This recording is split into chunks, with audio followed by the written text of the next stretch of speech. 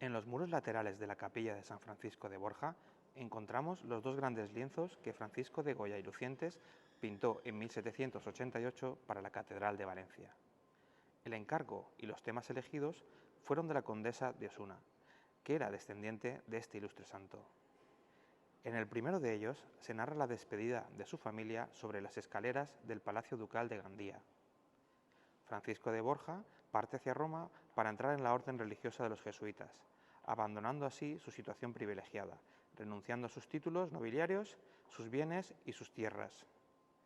Se abraza a su hijo mayor, don Carlos, que será el heredero de los títulos y de sus florecientes estados, mientras que su segundo hijo, don Juan, le espera más abajo para acompañarle en el viaje.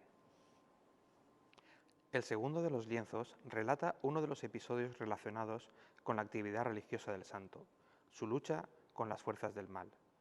San Francisco de Borja, ya vestido con el hábito negro ajustado y abotonado de la Compañía de Jesús, asiste a un moribundo impenitente.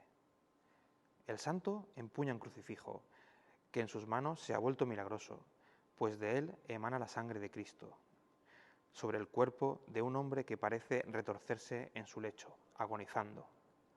La escena se desarrolla en un interior palaciego, donde una cortina separa la oscuridad de la luz, que entra por un gran ventanal, lo que le da un gran sentido simbólico. Son llamativos los seres demoníacos que se encuentran apostados al pie de la cama, esperando el alma del moribundo, seres que reaparecerán muchos años después en sus caprichos y en sus pinturas negras.